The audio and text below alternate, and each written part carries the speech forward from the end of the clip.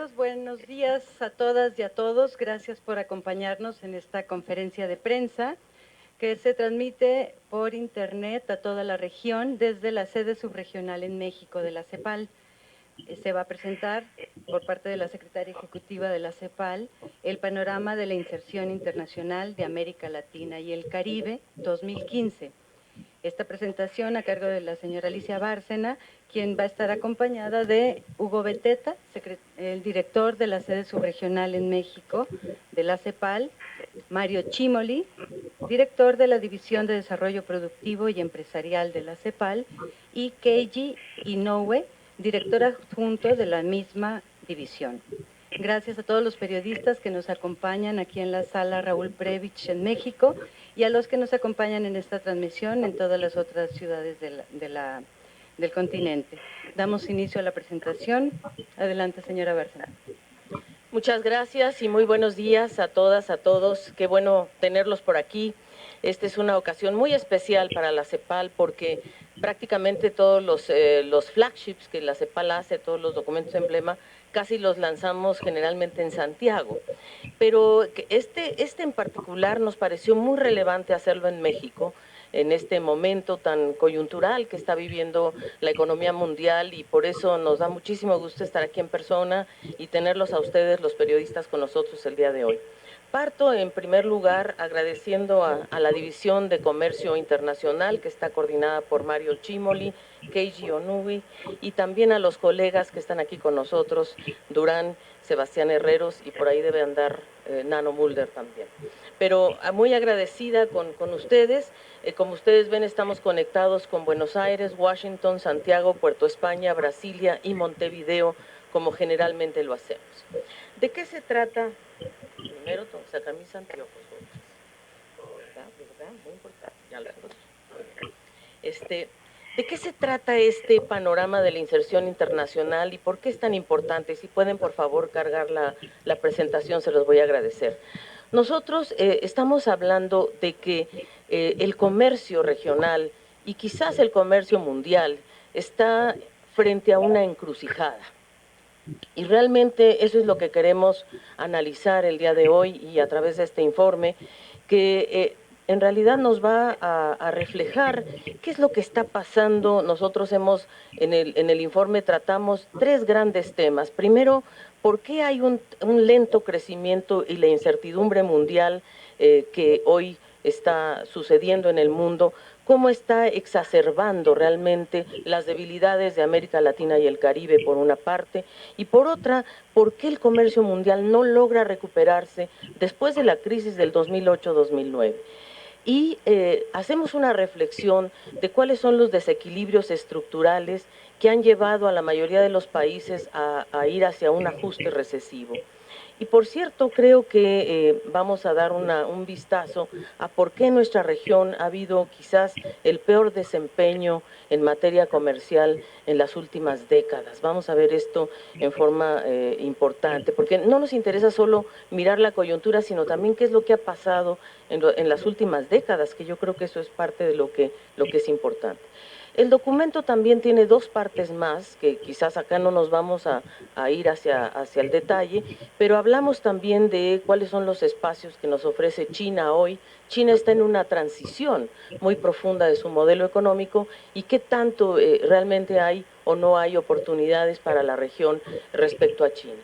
También estamos frente al TPP, un gran un acontecimiento que para México es sumamente importante, y abordamos también un tercer tema que para nosotros es justamente la encrucijada en la que está nuestra región, y es: ¿realmente la región puede, ante estas circunstancias globales, mundiales, con estos mega acuerdos regionales, puede potenciar o no su integración intrarregional?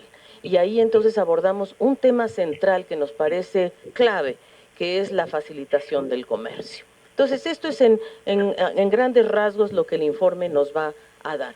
Nosotros en este informe, obviamente, estamos hablando de un diagnóstico, cuál es el problema que está enfrentando el mundo hoy, y nosotros vemos que hay una desaceleración del comercio mundial muy preocupante, y vamos a ver ahora el gráfico.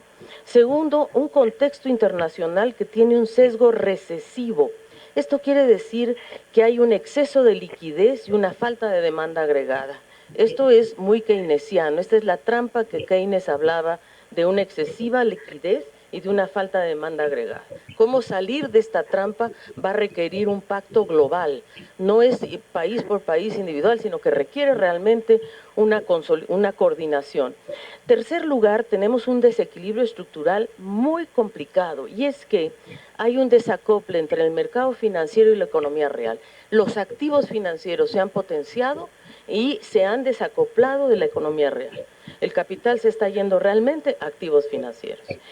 Y el cuarto es que hay y bueno, por supuesto, el 2 y el 3, el exceso de liquidez, la falta de demanda y los desequilibrios estructurales, están generando una sobrecapacidad. Si alguno de ustedes pudo leer ayer el artículo de Krugman, ¿verdad?, podrá ver que el mundo está hoy en una sobrecapacidad. Hay sobreoferta. Entonces, y no hay quien compre, en pocas palabras. En cuarto lugar, tenemos entonces que este lento crecimiento, esta incertidumbre, está exacerbando las debilidades de nuestra región, que es una región que no ha logrado, ¿verdad?, que tiene todavía ese factor denominado la predominancia de la balanza de pagos, ¿verdad? O sea, seguimos siendo una región que depende en gran medida del contexto externo y siempre está ante esa espada de Damocles que es la predominancia de la balanza de pagos. Y en quinto lugar, vemos que es el peor desempeño de las exportaciones de la región en décadas y que no ha crecido en los últimos 4 años. Veamos el mundo un momentito. Miren ustedes cómo después de la posguerra, ¿verdad?, entre 1951 y 2014, el comercio mundial fue muy dinámico. ¿Por qué decimos que es dinámico? Porque creció más que el Producto Interno, o sea, se dinamizó más el comercio que el crecimiento medido en PIB. Entonces, ¿y cuáles fueron los factores históricos que hicieron de este gran dinamismo? Primero que nada, el GATT, que se aprueba en 1947. O sea, hubo intentos mundiales de acuerdos entre países. Esto no es solamente una relación mercado, no es el mercado solito el que hace esto, sino realmente es la coalición de países organizados los que fueron claves para darle un dinamismo al comercio internacional. El GATT fue uno de ellos. Después la creación de la Comisión Europea en 1957 y después la apertura de China en 1978. Cuando China se abre, se transforma realmente el panorama del comercio internacional. Y por último, la caída del muro de Berlín en 1989, que en realidad el efecto práctico es que la Comisión Europea, ¿verdad?, se expande y incorpora a la Europa del Este. Muy bien. Todos estos procesos generaron un dinamismo muy impresionante. Llegamos a tener, digamos, volumen de exportaciones de bienes respecto al PIB, promedio de 6.5, pero miren ustedes realmente cifras muy altas, muy parecidas a las que se dieron después de la aprobación del GATT, 6.5, etcétera. Pero llegamos a la crisis del 2008-2009 y no ha habido desde entonces ningún otro factor que dinamice el comercio internacional. De alguna manera ustedes han visto que la OMC, por ejemplo, está estancada en sus negociaciones. Entonces, ¿qué es lo que sucede? Que con el liderazgo de Estados Unidos se intentan acuerdos mega regionales, pero que no son multilaterales o que no son universales, sino que son grandes megaacuerdos un poco para contrarrestar, en el caso del TPP, el peso de China, por ejemplo. Pero sí, lo que sí vemos realmente es que a partir del 2012 al 2014, las exportaciones mundiales crecen al mismo ritmo que el PIB, o aproximadamente 2.6, 2.5. Entonces, ¿qué es lo que sucede? Que el comercio empieza a desacelerarse estructuralmente. Este no es un problema coyuntural, que ese es el tema de fondo, ¿verdad? No es un tema de que este año nos fue mal y el próximo nos va a ir mejor, no. Aquí hay un problema estructural que tenemos que analizarlo de esa manera. Entonces, aquí vemos ya en detalle cómo el comercio pierde dinamismo, sobre todo después de la crisis 2008-2009, y no logra recuperarse. O sea, por cierto, claro, en el 2010, cuando es la crisis, obviamente el comercio cae en forma muy importante, sobre todo medido en exportaciones de bienes, según valor, precio y volumen. Se recupera un poco en el 2010, lógicamente 2011, pero miren ustedes cómo a partir del 2012 hay una combinación de factores macroeconómicos que hacen que el precio, sobre todo, y el valor son los que caen en estos años. Y solamente se mantiene el volumen. El volumen es el único que más o menos prevalece. Pero obviamente esto está ligado a la caída de precios internacional, no solamente de commodities, como vamos a ver otros problemas de precios. Cuando nosotros hablamos de desequilibrios globales, hablamos de esto. Hablamos de que todos los países que están sobre la línea media son países superavitarios en el mundo, ¿no? Y esos países superavitarios, los países que son o sea, obviamente entre ellos estuvieron los exportadores de petróleo, pero con la caída de los precios de petróleo, como vamos a ver más adelante, que el petróleo ha caído más del 41%, ¿no? Estamos en menos 41% que ha caído el precio del petróleo, vemos que esos países superavitarios rápidamente pierden su lugar. Por otro lado, miren ustedes Estados Unidos, que es la barra verde. Fíjense ustedes lo que hace Estados Unidos es reducir en forma muy importante su déficit, lógicamente, ¿no? Reduce su déficit y vemos que los superavitarios, y eso es lo que dicen también, lo que vimos ahora en la reunión del Banco y del Fondo, que los países emergentes no tienen la capacidad para absorber y para convertirse en la demanda agregada mundial. No tienen esa capacidad, lógicamente porque muchos países emergentes están vinculados a precios de los commodities. Y vemos también que los países más superavitarios, Alemania y los Países Bajos, ¿verdad?, son superavitarios en realidad no solamente con base en sus exportaciones, y son los países, y muchos de estos países superavitarios no están absorbiendo y tampoco están de acuerdo en que se haga vamos a decir, lo que Prebisch llamaba un acuerdo de reciprocidad, es decir, donde los países superavitarios lancen medidas de estímulo fiscal, financiero, para que realmente vuelva a haber un balance global entre los superavitarios y los deficitarios. Y como los superavitarios no están dispuestos, lo vemos claramente en el ajuste recesivo de Europa, no están dispuestos a absorber ni a lanzar medidas de estímulo fiscal, excepto monetario con la flexibilidad cuantitativa o el quantitative easing, pero no es suficiente, no alcanza para la absorción. Entonces, ¿qué sucede? Que el mundo entero se va hacia lo que nosotros llamamos un sesgo recesivo. Todos están en un proceso de ajuste, ¿verdad? Entonces, ese desequilibrio que nosotros lo presentamos aquí con un indicador, que son los saldos en cuenta corriente de la balanza de pagos, pues se han elevado mucho, sobre todo a partir del 2002. Y también vemos que China, obviamente, tiene sin duda un superávit, pero un superávit que se va reduciendo también.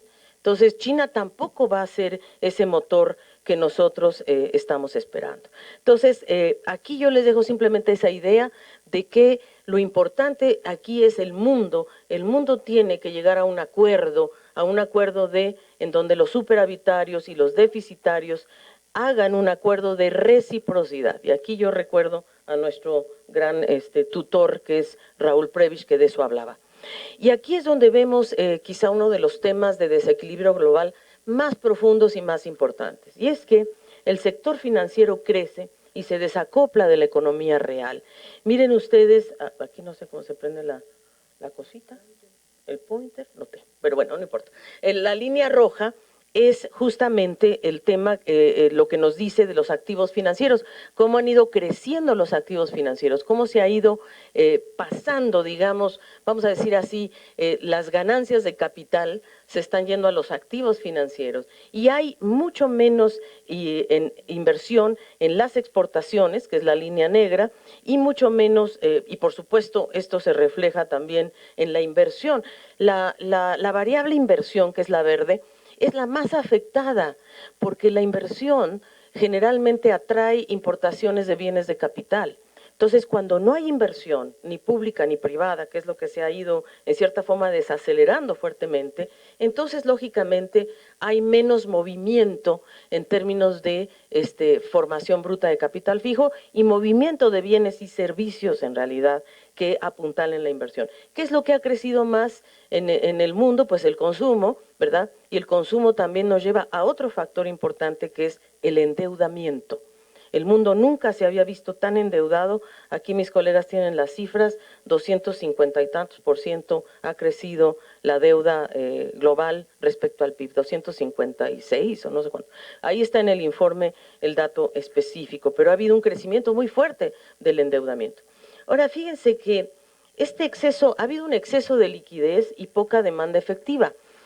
¿Y qué quiere decir esto en pocas palabras? Quiere decir que el espacio para políticas monetarias se agota. Es decir, todas estas medidas que ha tomado Europa de la flexibilización cuantitativa, Estados Unidos, llegó a un punto de maduración o de equilibrio o de agotamiento, ¿verdad? O de fatiga, en tal punto que la tasa de interés está, miren dónde está, baja, a cero. Y Estados Unidos no ha decidido todavía subir las tasas de interés, precisamente porque no hay ese repunte de la economía que se espera, ¿verdad? Y hay temor de qué puede pasar si se suben las tasas de interés, qué puede pasar con el resto del mundo, o sea, cómo esto puede agudizar incluso más los desequilibrios globales. Y por otro lado, vemos que la flexibilización cuantitativa tampoco ha tenido un impacto en la inflación no ha aumentado. Entonces, las políticas monetarias, pues sí, han llegado a un, digamos, a un límite. Y si ustedes se acuerdan, en el 2008-2009, una de las cosas que produjo quizá la reactivación de la economía global fue justamente la combinación de políticas fiscales con políticas monetarias. En esta última etapa solo se han intentado políticas monetarias y no han sido suficientes para lograr dinamizar la demanda agregada. Y aquí vemos a la demanda agregada en sus componentes. Y vemos que los componentes de la demanda agregada son el consumo privado, el consumo de gobierno, la inversión en formación bruta de capital fijo y las exportaciones netas. Y lo hemos hecho en función de cada grupo de países, vamos a decir Japón, la zona euro y Estados Unidos. La zona euro es la más importante porque la zona euro es la que absorbe más comercio, es la que tiene un papel mucho más importante en el comercio. La zona euro pesa en el comercio internacional alrededor de un 34%. China debe andar pesando por alrededor del 30%. Estados Unidos 14%. Entonces, que se reactive Estados Unidos es buena noticia para México y Centroamérica, pero no para el comercio internacional. Más sí, y cuando vemos que la zona euro tiene una desaceleración tan fuerte en temas tan concretos como, por ejemplo, en las exportaciones netas o en temas como la inversión, que también es un absorbedor de importaciones, o en el consumo de gobierno, y que lo único que medio apuntala el crecimiento es el consumo privado, es un consumo privado que, por ejemplo, vean ustedes en el caso de Estados Unidos, es muy claro que es el consumo privado el que está apuntalando. Pero de estas regiones, la única que está empezando a repuntar es Estados Unidos. Pero eso no es buena noticia, bueno, es una buena noticia en el sentido de que el 14% del comercio mundial se activará, pero en realidad el actor más importante en el comercio mundial es la zona euro. Y el otro gran tema que impacta fuertemente es la transición del modelo chino. Miren ustedes, China se fue de lo que nosotros llamamos export-led, o sea, de un modelo basado en exportaciones, pasó a un modelo basado en inversiones. Y ahora China está buscando transitar hacia un modelo basado en consumo. Y para ello está con políticas activas promoviendo el movimiento de personas de zonas rurales a zonas urbanas, por ejemplo, pero no ha logrado reactivar el consumo, ¿verdad? Porque el peso del ahorro sigue siendo muy importante en las familias chinas. Entonces, no ha logrado incentivar ese consumo. Y nosotros vemos que el PIB de China, obviamente entre el 2000 y el 2015, bueno, estábamos claros que China crecía a 2 dígitos, ¿verdad? En los primeros años del 2000. Y también estamos claros que ese PIB ha ido reduciéndose en parte por políticas activas de los propios chinos, pero en parte también por la desaceleración mundial que digamos, la desaceleración de Europa, a quien más le ha pegado realmente es a China, ¿verdad? Porque era el gran absorbedor de productos chinos. Y vemos que hoy estamos en un crecimiento en China, bueno, hay dudas, ¿verdad? Hoy mismo salía en el diario algunas dudas de si China, si los datos de China son confiables o no son confiables, pero en realidad todo el mundo está más o menos de acuerdo que China no crece más del 7% este año del 2015. Y la segunda gráfica, la producción industrial, esta es la parte que quizás es más impactante, porque en realidad este es un indicador muy importante de la actividad económica. Y esto es lo que nos refleja que la producción industrial y las ventas minoristas en China han caído en forma muy importante, de tal forma que estos indicadores, producción industrial, ventas minoristas, y otro indicador que traíamos en un gráfico, pero que ya dijimos son muchas gráficas, es el consumo de electricidad. El consumo de electricidad en China ha caído más o menos del 14% al 1.3%. Ese sí que es un indicador muy fuerte porque el consumo de electricidad es un indicador de la producción industrial. Entonces, en China ha caído la producción industrial. Y miren ustedes, esto es lo que Krugman reflejó muy claramente en su artículo ayer, y es que hay una sobrecapacidad, el grado de utilización de la capacidad instalada, hay una sobreoferta, están sobrando cosas, el acero, el cobre, hay una sobrecapacidad y no se está utilizando porque no hay demanda, ¿verdad? Entonces, en Estados Unidos, esta capacidad, este grado de capacidad está más o menos alrededor de un 71%, pero ha caído en forma muy importante desde los 80s hasta hoy, la capacidad instalada y va hacia abajo. En el caso de Estados Unidos va un poquito hacia arriba. En la zona euro también vemos que hay un grado de utilización de la capacidad instalada insuficiente. Y entonces este exceso de capacidad instalada y el débil aumento del consumo y de la demanda en general, pues es lo que está generando este estancamiento secular de la actividad económica. Miren ustedes la industria automotriz en Brasil.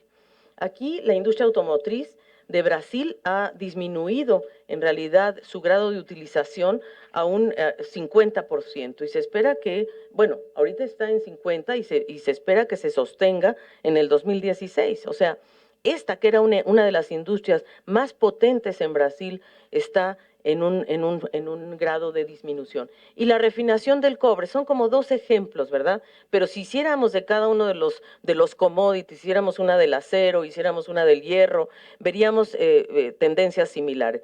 Quizá la excepción son los alimentos, ¿verdad? Porque obviamente la demanda de alimentos en China ha bajado, ¿cierto? Pero no tanto como sí en este caso. Y miren ustedes la variación anual de los precios industriales al productor de China. Ahí vemos nuevamente ese factor, no solamente de la caída de la producción, sino de la caída del valor. Entonces, China es uno de los países que tiene realmente un exceso de capacidad instalada y de bienes industriales exportados por China han disminuido. Ahora, aquí viene el otro gran tema que nosotros no lo hemos visto abordado en el análisis internacional y creo que es fundamental. China reduce el contenido importado de sus exportaciones. Es decir, China está en un proceso de sustitución de importaciones. Eso es lo que está haciendo China. China lo que está haciendo es promoviendo que haya menor dependencia y poniéndole más contenido nacional a sus exportaciones. Y sobre todo lo está logrando, ¿verdad? A partir de varios años, por eso les digo que es una transición del modelo chino, prácticamente yo diría deliberado, con plan, con visión, con estructura, y eso es lo que todo el mundo ve, ¿verdad? De que China va hacia un cambio de modelo en el cual, al reducir el contenido importado de sus exportaciones, lógicamente va a absorber mucho menos bienes y servicios del mundo y lo está haciendo sobre todo en las industrias de alta tecnología y de tecnología media y alta. Ahí es donde está concentrando la sustitución de sus importaciones. De tal manera que nosotros, así en cifras, digamos, la participación de los insumos importados en 2005 fue del 37%, en 2011 del 32% y vamos hacia abajo en los años más recientes. Y el ganar espacio, o sea, al disminuir su contenido importado de exportaciones, tiene mucho más ganancias que se quedan en el propio país. Y miren ustedes además que estas exportaciones de alta tecnología con menos insumos importados, tiene además mejores mercados que antes. Entre el 2000 y el 2014, China gana espacios en los mercados de alta tecnología en Estados Unidos, en la Unión Europea y en Japón. En Estados Unidos del 23 al 40, del 26 al 36 en la Unión Europea y en Japón del 16 al 34. Entonces, digamos, a nadie le debe sorprender de que Estados Unidos esté tan preocupado con este crecimiento de China. No solamente es un crecimiento en general, sino un crecimiento en industrias tan estratégicas como son las altas tecnologías. Y por eso el TPP, que comienza en el 2010, es una forma de contrarrestar este proceso o esta dinámica. Entonces, en síntesis, el mundo, ¿verdad? El mundo, hay una falta de reciprocidad y un sexo también, no, tampoco, ¿verdad? Un sesgo, no, ay, Dios mío. Eso, por favor, delete, delete, si son tan amables. Porque ya de por sí, digo, después de la conferencia de población van a decir, uy, no. Bueno, falta de reciprocidad y un sesgo recesivo que frena la recuperación del comercio. Entonces, como decíamos, la Unión Europea, el 30% representa el tercio del mundo, pues miren ustedes, la sustitución de importaciones en China y una menor dinámica. Fíjense, este tercer factor es también muy importante. Todos hablan de cadenas de valor felices de la vida, ¿no? Insertémonos en las cadenas de valor. Claro, pero resulta que hay menos incentivos para las cadenas de valor. Se acortan las cadenas de valor. Si China está sustituyendo importaciones, pues ustedes me dirán, la fábrica asiática, ¿cuál cadena de...? O sea, tenemos que mirar estos aspectos de que hay menos incentivos a la fragmentación geográfica de la producción y hay un proceso de maduración. Incluso hay países que están haciendo su reshoring, Estados Unidos, Inglaterra, están trayendo de vuelta empresas porque han perdido el control de sus cadenas de valor.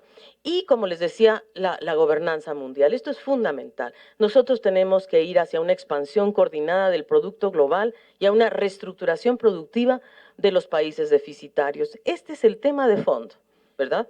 Porque si esto no se logra, por más esfuerzos que haga cada país individual, no va a poder lograrlo si no hay un gran acuerdo, que la OMC en cierta forma estaba intentando llegar a ello, pero que ha quedado estancado.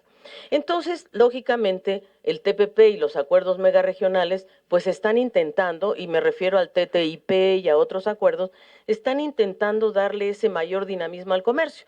Ese rol que jugó el GATT en su momento, o la expansión de Europa en su momento, o la caída del muro de Berlín. Eso es un poquito lo que se pretende con el TPP. Con estos 12 miembros de participantes en el TPP, ¿verdad? Se pretende que se dinamice el comercio global. El TPP efectivamente representa el 36% del PIB mundial, el 23% de las exportaciones y 26% de las importaciones, el 28% de los flujos mundiales de entrada de la IED y también el 11% de la población.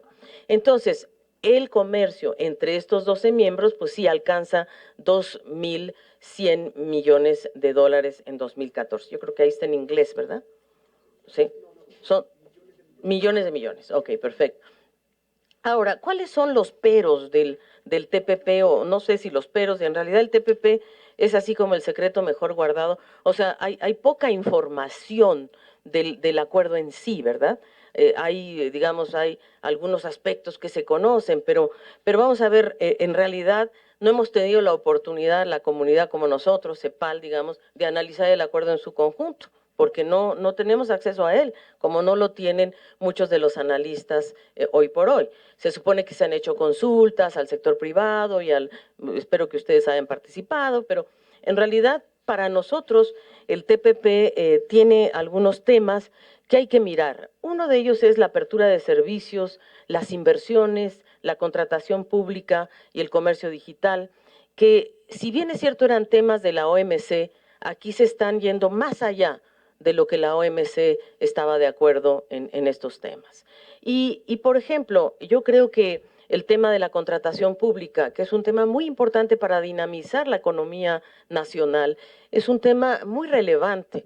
el tema, por ejemplo, de la apertura de servicios o del comercio digital, o sea, si va a haber restricciones o no en este tema del comercio digital, es un tema muy, muy relevante. El segundo excluye a China, ¿verdad? Y como lo dijo Obama cuando se hizo el acuerdo en Atlanta, ¿verdad? Por ahí hay un periódico que lo dice claramente, Obama dice, no queremos que China fije las reglas del juego global. Claro, pero entonces, ¿quién las va a fijar? Pues Estados Unidos, ¿verdad? Porque el actor más fuerte del TPP, o sea, en realidad es quién va a definir las reglas globales en algunos temas tan cruciales como, por ejemplo, el caso de las patentes, ¿verdad? Si las patentes y en temas tan importantes como los farmacéuticos, ¿verdad? ¿Va a haber o no va a haber extensión de patentes en la innovación, por ejemplo, o no?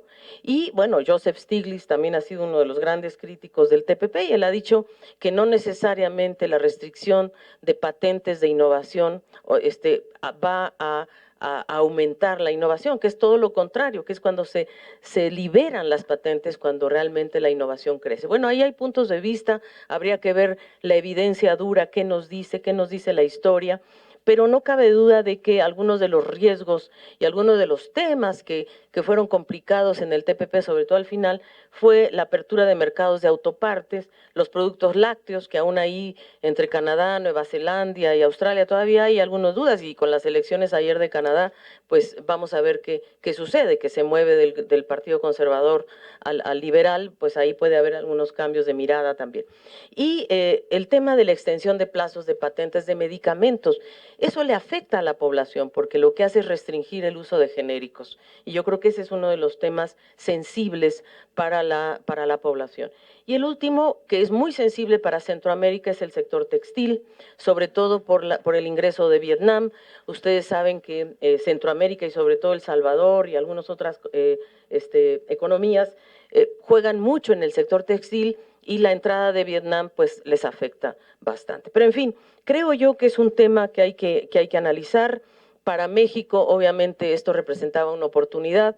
México muy asociado ya al mercado de Estados Unidos, no se podía quedar afuera. Lo mismo que pasa con Chile. Chile y México con un acuerdo muy profundo con Estados Unidos, pues es difícil que ambos países se queden afuera. En Chile también hay mucha discusión de cuánto puede ganar Chile con el TPP, porque Chile ya tenía, a diferencia de México, Chile sí tenía ya acuerdos de libre comercio con los 11 países del TPP, en tanto que México no, México con algunos nada más, y esto expande su mercado. Entonces, en el caso de México y Chile, es entendible, digamos, que se asocien al TPP y que, porque lógicamente para México el 85% de sus exportaciones pues son muy vinculadas a Estados Unidos, ¿verdad? Y el 59% de sus importaciones. Entonces, quedarse afuera implicaba un riesgo para Chile. Pero quizás para los otros países hay discusión, no hay convencimiento pleno en algunos de ellos, y bueno, vamos a ver qué sucede en los congresos, porque ahora estos 12 países han aprobado el TPP en principio, pero ahora tiene que ir a los legislativos y quizás ahí se va a abrir un poco más la información. Ya de hecho Estados Unidos liberó un documento sobre las negociaciones al Congreso, ¿verdad? Que ya nos permite entender un poquito mejor hacia dónde va todo el tema. Veamos América Latina, el vistazo de qué pasa. Primero, peor desempeño exportador en 8 décadas, o sea, vamos a ver. Y el comercio exterior regional se contrae fuertemente en el 2015. Entonces, vamos a ver qué es lo que sucede. Aquí está. Perdón, me fui más tarde. Entre el 2012 y el 2015, la región tiene su peor desempeño exportador en 8 décadas, ¿verdad? El peor desempeño fue, a ver si veo, tengo que ponerme los anteojos, en 1931, entre 1931 y 1933, las exportaciones latinoamericanas cayeron menos 23%. Eso es allá, en la orillita izquierda. Y ahora, después de estas queridas 8 décadas, ¿verdad?, volvemos a tener una caída del menos 6%. Claro, no es tan dramática como la de los 30, pero es una caída muy importante, menos 6%, y ya es una caída que lleva al menos 3 años, si no es que 4, ¿verdad? 4 años ya de o si no es que 5, tanto así, 4. Y sí. O sea, 4, aquí como dicen mis colegas, 4 de seguro y 5 posiblemente. Pero digamos, ya no es un fenómeno coyuntural, ¿verdad? Ya es un fenómeno que te habla de que si no hay cambios más profundos, esto puede empeorar. Y aquí vemos pues el valor de las exportaciones regionales. Este es el dato que todo el mundo, que ustedes vienen a buscar, ¿verdad? Así es que espero que de este dato que no se vayan corriendo, pero digamos, el valor, sí, porque así pasa, ¿verdad? Una vez que uno da el dato ya todo el mundo sale disparado, pero no, porque vienen cosas mucho más interesantes. Y es que el valor de las exportaciones regionales va a caer 14%. Ese es el estimado nuestro en el 2015. Quiero aclarar aquí que muchas de las proyecciones de CEPAL, porque como ustedes vieron también en inversión extranjera directa y tenemos un diferendo con lo que dijo OCDE, pero es que porque la OCDE considera los 3 primeros meses, el primer trimestre, nosotros lo hacemos en función de todo el semestre, en el caso de la inversión extranjera directa, y en el caso del comercio, todo el 2015. O sea, estamos haciendo una proyección anual. Por lo tanto, obviamente, quizás a fin de año digamos, ay, pues sí, más menos 1, lo que sea, pero nos estamos lanzando a una proyección anual que es menos 14% en valor y menos 15 en precio, que es lo que más ha impactado en América Latina, y un crecimiento magro del 1% en el volumen. Y esto obviamente se explica fundamentalmente por la caída de los precios de las materias primas, que vamos a ver un poquito más adelante. Ay, tú. Se me atoró. Ahí. Ahora, el caso de las importaciones también es preocupante, ¿verdad? Aquí vemos que las importaciones han caído menos 10% en valor, y ahí sí que han caído las 3 cosas. Ha caído el valor, menos 10, el precio, menos 8,5, y el volumen, menos 1,5. Es decir, las importaciones han sido uno de los factores que más se han contraído, y esto ha sido también producto de que al caer la inversión, no hay digamos, esta absorción de insumos, de bienes de capital, que son lo que la región a veces importa para sus inversiones. Ahí. Y vemos que caen casi todas las exportaciones regionales a todos los socios principales. Quizás la parte más delicada, que la vamos a ver más adelante, es que lo que más cae en América Latina, y es lo que a nosotros más nos preocupa, porque es lo que más hemos promovido, es el comercio intrarregional. Es decir, América Latina con América Latina tiene una caída de menos 21%. ¿Verdad? Y si ustedes ven en el 2014 ya venía una tendencia de caída de menos 9, pero esta se vuelve mucho más aguda, en gran medida por Mercosur, ¿verdad? Eso sin duda. Mercosur es una de las subregiones que más cae en materia de su comercio intrarregional. Centroamérica no, vamos a ver eso. Y por supuesto en Asia, miren ustedes cómo cae nuestro comercio a Asia, un menos 19 en toda Asia y solo en China menos 16. La Unión Europea menos 17%, el mundo menos 14%, y en Estados Unidos, ¿verdad?, que se supone que va a ser nuestra salvación, pues también caen las exportaciones a Estados Unidos, y cuando en el 2014 eran positivas, ahora tenemos una caída de menos 10% a nivel de toda la región.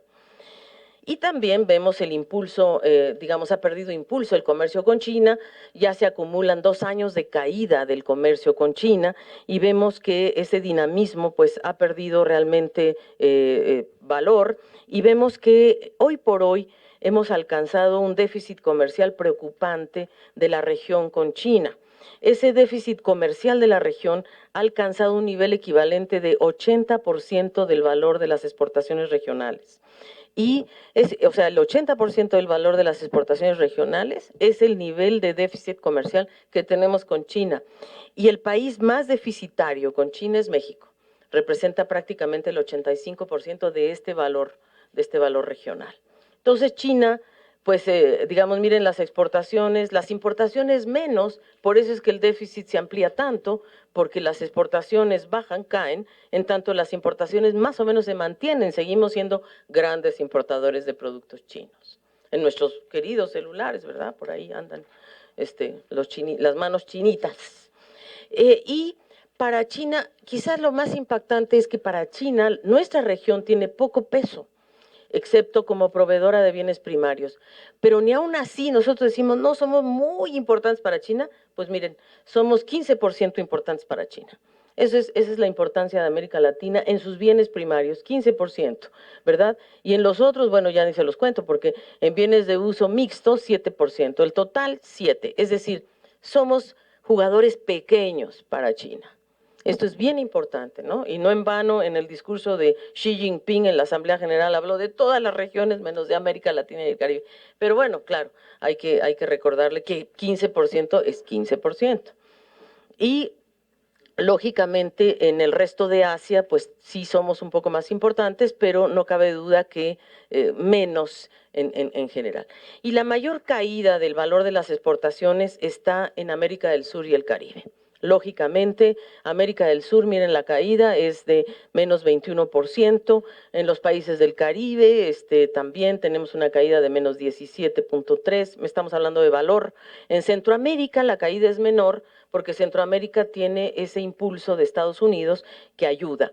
En el caso de México, de menos 4.1, y en América Latina ya dijimos que es el 14%, pero esta es la desagregación del 14% para que ustedes vean cómo se distribuye esto por subregiones. La más afectada, América del Sur, seguida por el Caribe, fundamentalmente Trinidad y Tobago. ¿Y por qué? Pues por esto, los precios. Miren ustedes cómo se nos vinieron abajo los queridos precios. Híjole, no quieren, ¿eh?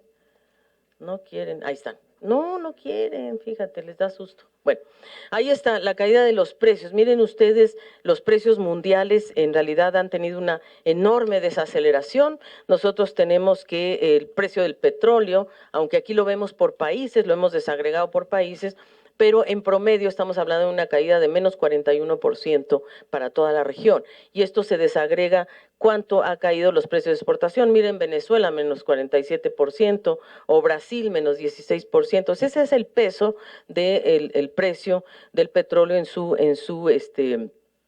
sus precios de exportación, que es toda la cartera de exportación de estos países.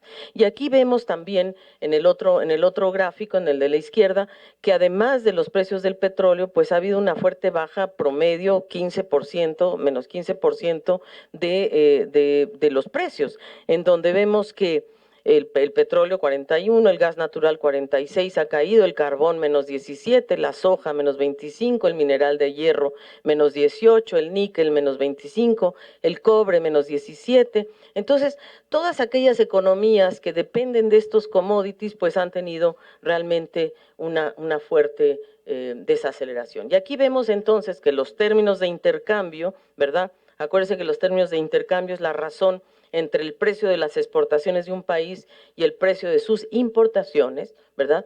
Y entonces estos términos de intercambio te dan o no la capacidad para comprar productos domésticos que se venden en el extranjero. Entonces, estos términos de intercambio, los que más sufrieron fueron obviamente los exportadores de hidrocarburos. Cuba y República Dominicana, bueno, Cuba por el níquel, ¿verdad? República Dominicana algunos minerales, América en general menos 7%, se salva Centroamérica, si ustedes se dan cuenta, ¿verdad? Centroamérica tiene unos términos de intercambio positivos. ¿Y por qué? Primero porque tiene comercio con Estados Unidos, tiene turismo, tiene remesas y además, digamos, en general Centroamérica tiene menos afectación en términos, porque además son importadores netos de petróleo y alimentos. Entonces, en sus términos de intercambio, en su canasta total, es positivo para ellos la subida de los precios del petróleo y los alimentos, porque ellos son importadores netos. En el Caribe, si sacamos a Trinidad y Tobago, que es la exportadora de petróleo, pues también es positivo. Y México, pues esa combinación de hidrocarburos con otros productos hace que México esté en un menos 3%. Bien, ¿qué otro factor, digamos, nuestros países, claro, no es porque lo hicieran voluntariamente, ¿verdad? El retiro del quantitative easing o de la flexibilización cuantitativa tuvo un efecto además, que fue la depreciación cambiaria. Aquí lo que vemos es la apreciación del dólar, siempre se ve al revés, ¿verdad? Esta es la apreciación del dólar que tiene un resultado en la depreciación de nuestras monedas. Y se pensó inicialmente que esta depreciación cambiaria podía activar o dinamizar las exportaciones. Y esto no ha sido así. No ha sido posible, fundamentalmente porque hay una muy reducida canasta exportadora de nuestros países. Entonces, ¿qué pasa? Si nuestros países exportan pocos productos a pocos destinos, pues aunque bajen las monedas, ¿verdad? Aunque se deprecien, pues ¿hacia dónde volteas? En el caso de Chile, bueno, han tenido quizás que voltear ya a los productos agropecuarios, a productos tales como la cereza o la uva o el kiwi. Bueno, eso ha compensado un poco, pero en general nuestra región está muy dependiente de pocos productos y pocos destinos. Y por otro lado, si todos los países deprecian al mismo tiempo, incluido China, que depreció un poquito el yuan, pues entonces se pierde la competitividad de esta depreciación, porque digamos, las ganancias de competitividad tienden a anularse entre sí, porque todos deprecian al mismo tiempo. Y vemos también entonces que el déficit comercial de la región pues va a tener problemas. Vamos a tener un déficit comercial de menos 1.2% del PIB. Y en general vemos que los exportadores de petróleo, bueno, un menos 0.7%, México está en un menos 1.2%, y ustedes dirán, ¿y Brasil? Oigan, ¿y Brasil por qué está tan positivo? Bueno, positivo tampoco tanto, ¿verdad? Pero tiene un 0.7 positivo, y en realidad lo que pasa con Brasil es que la contracción de sus importaciones fue muy fuerte, ¿verdad? Entonces eso hace que tenga un ligero superávit, pero fue por eso, no es porque tenga más exportaciones ni nada, sino porque las importaciones fueron tan reducidas que eso generó una compensación. Bien, ¿por qué hablamos nosotros de una encrucijada?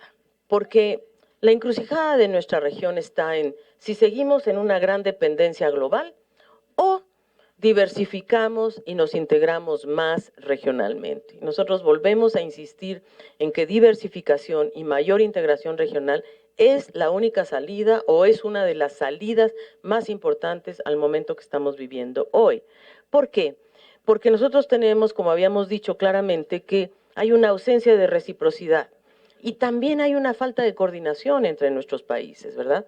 Entonces, ausencia de reciprocidad y falta de coordinación entre los superavitarios y los deficitarios. Eso tiene que resolverse a nivel global y América Latina tiene que ser un jugador regional que plantee estos desafíos. ¿Y cómo se inserta nuestra región? Pues justamente nos insertamos pésimamente mal, porque nos insertamos con una estructura exportadora que es muy dependiente de materias primas, poco diversificada, o bien, en el caso de México y Centroamérica, que son manufacturas, ¿cierto?, pero de baja tecnología o de media tecnología. No llegamos a ser exportadores de manufactura de alta tecnología. Entonces eso y tenemos muy débil inserción en las cadenas de valor en general. Y por otra parte, tenemos una estructura importadora que es lo opuesto. Nosotros lo que sí importamos son bienes intensivos en conocimiento, con mayor contenido tecnológico, y somos muy dependientes de bienes de capital y de insumos tecnológicos en general. Entonces, eso hace que tengamos un enorme desbalance. Entonces, por eso nuestro desempeño es tan malo, menos 14%, se desploma el comercio intrarregional, aquí dice 20, pero debería decir 21, chicos, ojo, y las depreciaciones cambiarias y la desaceleración del crecimiento, pues todo esto se suma a esta situación. Entonces, realmente, ¿qué hacer? ¿Verdad? Por eso les dije, no se vayan, porque ahí vienen algunas propuestas, ¿verdad? Pues sino que, primero que nada, obviamente nosotros seguimos apuntándole a impulsar el comercio intrarregional. Creemos que esa debe ser la pauta, la salida. La subregión que mejor desempeño tiene en este sentido es Centroamérica, y lo ha demostrado. Y por tanto, y también tenemos que lograr que la inversión extranjera directa que viene a nuestra región, ¿verdad?, no nos debe importar tanto la cantidad. Aquí todos los países están peleándose. Ah, no, yo recibí 1,000 millones más. No, tú menos. No, que no es que. Y entonces hay una carrera espantosa que se llama Race to the Bottom, ¿no? A ver quién da más. Hay países que ofrecen hasta la nacionalidad. No, ya, es el cómo.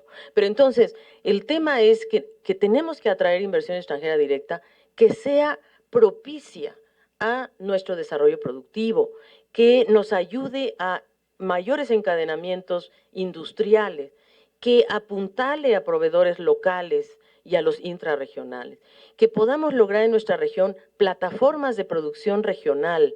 Vamos a poner un ejemplo. En Chile, yo lo he dicho varias veces, ¿por qué no atraer a los grandes armadores de energía renovable, energía solar? Es el mejor lugar para armar plataformas de energía solar. Y lo mismo México, el norte de México. O sea, ¿cómo lograr que nuestros países sean plataformas de producción industrial para el mercado regional?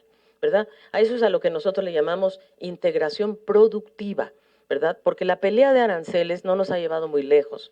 Si bajamos y subimos, eso ha llegado a un cierto límite. Hay otras cosas que podemos hacer que vamos a ver ahora, que es la agenda de facilitación de comercio. Esa sí que es importante y en el documento estamos haciendo un análisis muy concreto de la agenda de facilitación de comercio. Entonces, nuestra propuesta es diversificar, impulsar industrialización, innovación, aumentar el componente local y regional de la producción y las exportaciones. O sea, lo que está haciendo China, pero con competitividad. O sea, la CEPAL no está proponiendo, digamos, aumentar el componente local cerrando el comercio. No, abriendo, pero apuntándole, ¿verdad?, a insumos críticos que nos van a impulsar mejor las cadenas de valor y no seguir siendo, estar en la zona de confort, que nos sigan mandando todos los bienes intermedios con alta tecnología. Pues tenemos que hacer un esfuerzo adicional. Y tenemos esta debilidad de la gobernanza, que tenemos que hacer mayor coordinación. Miren, este es el tema, ¿verdad? El tema que tenemos que resolver es que las exportaciones intrarregionales cayeron el 21%, las extrarregionales el 13%, el combinado es el que nos da el menos 14%, pero en realidad, miren ustedes, el 21% es una lástima, somos cercanos, nos cuesta menos, no nos debería costar menos exportar hacia nuestros vecinos. Y lo mismo pasa, el comercio intrarregional, aquí si lo dividimos entre América del Sur y Centroamérica, claro, en América del Sur se vino abajo fundamentalmente por el Mercosur. El Mercosur fue uno de los que más en las compras recíprocas de manufacturas industriales, bienes intermedios y de capital, en el Mercosur cayeron fuertemente, un menos 24%, o quizás y el comercio fue de menos 25%. Centroamérica, como ustedes ven, fíjense ustedes que en el caso centroamericano el comercio intrarregional es positivo, es del 2%, en tanto que el extrarregional es el que cayó más. Pero el que salva, digamos, América Central es justamente ese comercio intrarregional. ¿Y por qué hablamos de facilitación de comercio? Yo insisto en irme más rápido. Ahí. ¿Qué es la facilitación del comercio? Pues es simplemente, o más que simplemente, es simplificar y armonizar procedimientos del comercio internacional. Esto es fundamental en las cadenas de valor, porque las cadenas de valor, ¿qué está pasando con el comercio hoy día? El comercio hoy día ya no es de bienes finales, es de bienes intermedios que entran y salen de los países varias veces. Entonces, esta entrada y salida de los países varias veces, pues requiere lógicamente mayores cruces fronterizos y por lo tanto requiere más integración y coordinación en las aduanas, en la inspección sanitaria, en los ministerios de transporte, de salud, de migración. El otro día nos reunimos con el ministro de Costa Rica y nos contaba su tragedia, o sea, para poder traer bienes intermedios, incluso de China, tiene grandes problemas en sus propias políticas aduaneras. ¿Por qué? Porque la política de aduanas está en otro ministerio, está en el Ministerio de Hacienda, y la política comercial está en otro ministerio, por lo menos en Costa Rica y en muchos países, aquí por el estilo. Entonces, ponerse de acuerdo entre los ministerios requiere una coordinación intergubernamental muy profunda. Y va a entrar en vigor el acuerdo sobre facilitación de comercio de la OMC, que es muy importante y para nuestros países es fundamental ser parte de este acuerdo de facilitación de comercio. Nosotros aplicamos una encuesta a servicios de aduanas y a los ministerios de comercio de la región para ver dónde andamos, y miren dónde andamos, pues de la patada, porque miren ustedes, para resumir, digamos, es más barato exportar a Estados Unidos que Centroamérica. Miren ustedes, mucho más barato comerciar con Estados Unidos, por ejemplo, 89%, ¿verdad? Nos cuesta comercial a Estados Unidos, a Centroamérica le cuesta, al Caribe le cuesta 89%, que quiere decir 89% de un arancel, es como si fuera un equivalente a un arancel. Entonces, en Centroamérica 66, en América del Sur 84, a Estados Unidos nos cuesta pues más o menos barato. Miren cuánto cuesta exportar a América del Sur, pues 218, 124, América del Sur, con América del Sur hay más o menos 91, no le va tan mal, pero miren el Caribe con el Caribe, 154, pues ¿cómo se va a promover el comercio intrarregional en el Caribe con esos costos tan altos de facilitación de comercio? O entre Centroamérica y México, ahí se ha logrado bajar al 88%, ¿verdad? Esto es clave, esto realmente es clave. Y nos cuesta más barato, ¿verdad? Inclusive, como les digo, ir para el norte que ir para el sur. Entonces, pues hay que mirar. Y luego, vemos nosotros que de los componentes de facilitación de comercio, la parte más crítica en América Latina es la coordinación entre los organismos gubernamentales. Entonces hay que decirles como en el fútbol, háblense muchachos. O sea, ese es el problema número uno de la facilitación de comercio, que no se hablan, ¿no? Y uno dice una cosa y el otro dice otra y se van encareciendo entre sí los costos de la facilitación de comercio. Y la otra, obviamente, la capacidad de los recursos humanos, ¿verdad?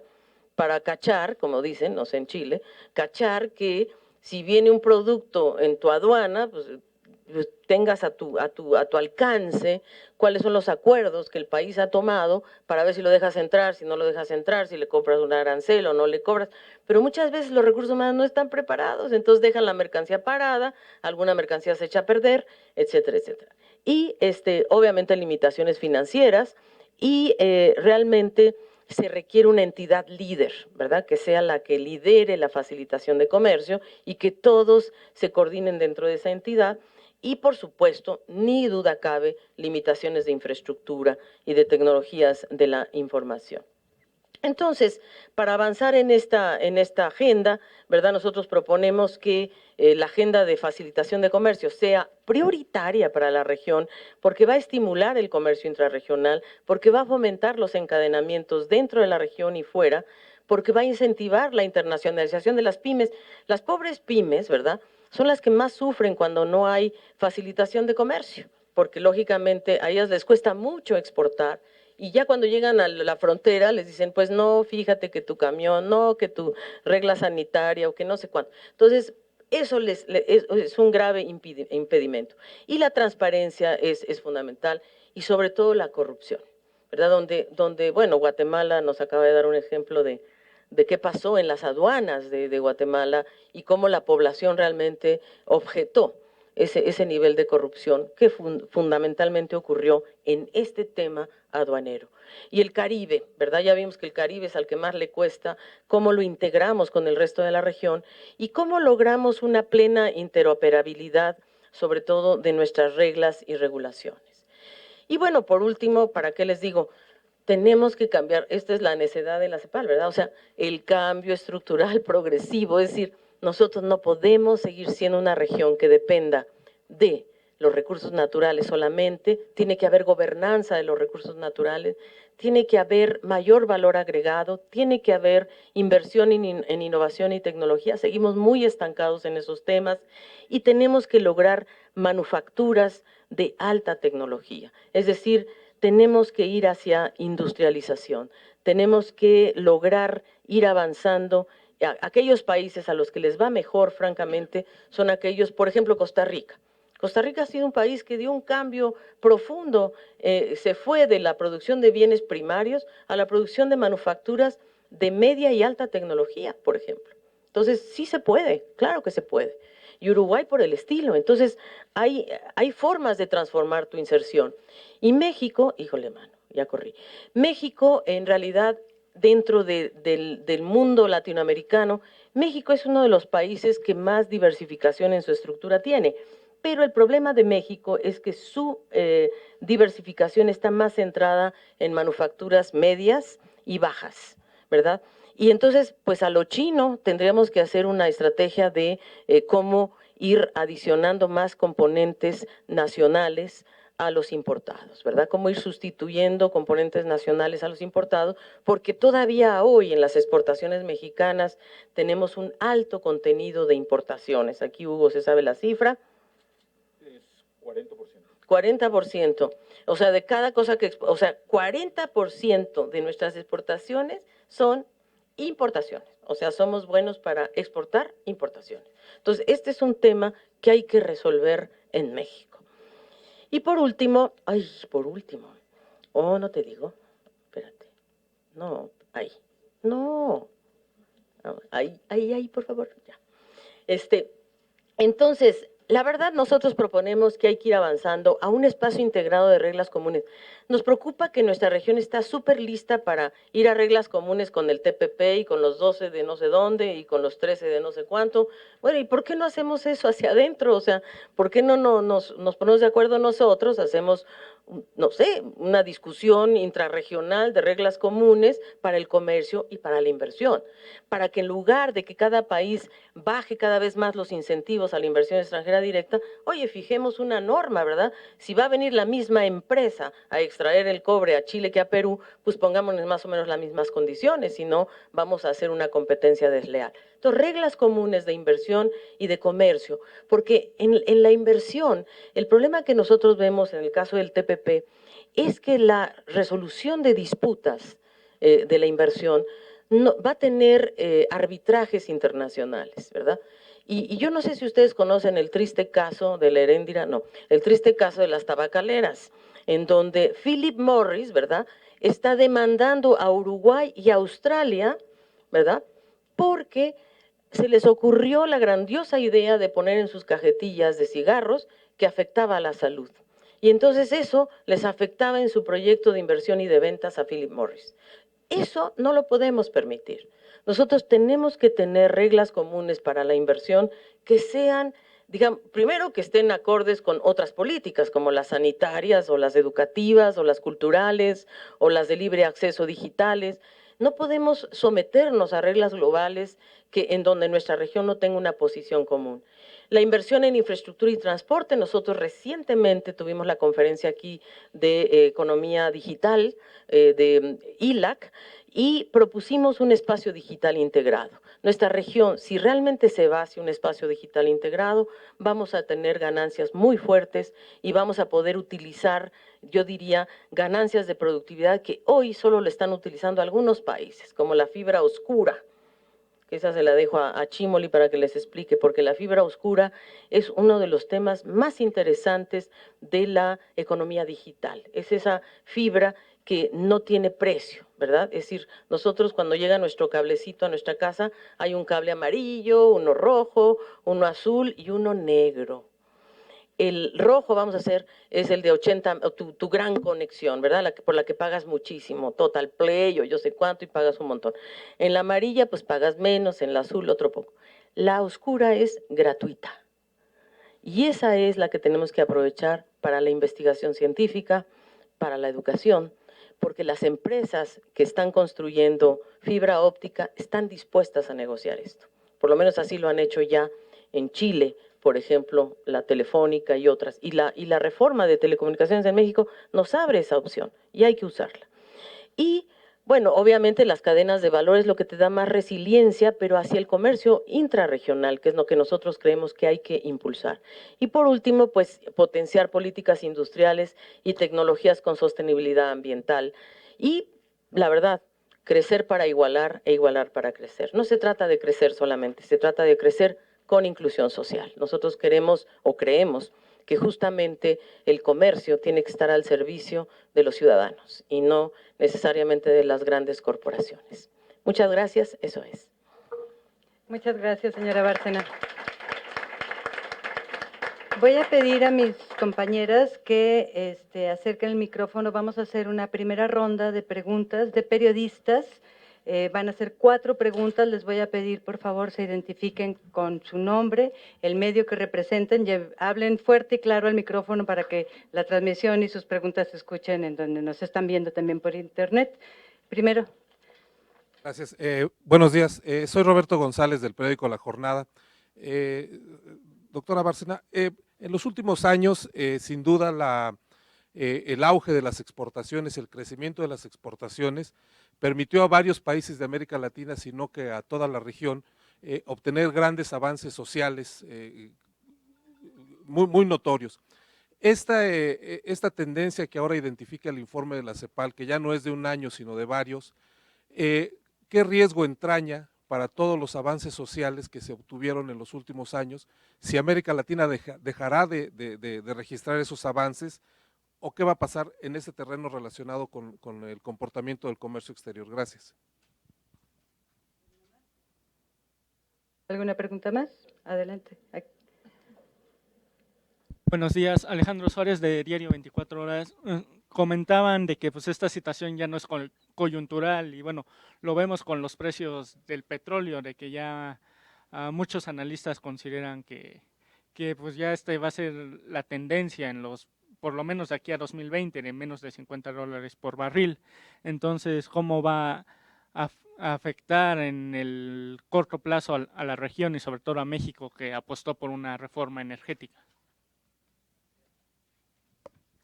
Buenos días, doctora Bárcena. Soy Yolanda Morales, reportera del Economista, y le quisiera preguntar, algunos analistas han expuesto como un riesgo, como uno de los riesgos del TPP, la depreciación cambiaria, pues a modo. Quisiera preguntarle si usted considera que esto podría ser un riesgo y cómo se podría evitar. Gracias. Allá atrás, por favor. Gracias, buen día. Felipe Gascón de Excelsior. Preguntarle qué riesgos entraña para el crecimiento del Producto Interno Bruto este deterioro de México de las exportaciones y los términos de intercambio, y también preguntarle sobre el TPP también. Algunos expertos se quejan de que es una negociación cuasi secreta.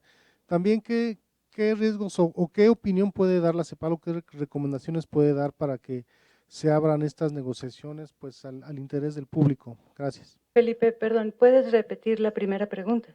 Así, ¿qué riesgos entraña para el crecimiento del PIB este deterioro de las exportaciones de México y también de los términos de intercambio, dado que pues nuestro sector exportador es bastante importante dentro del componente del PIB? Gracias. Gracias.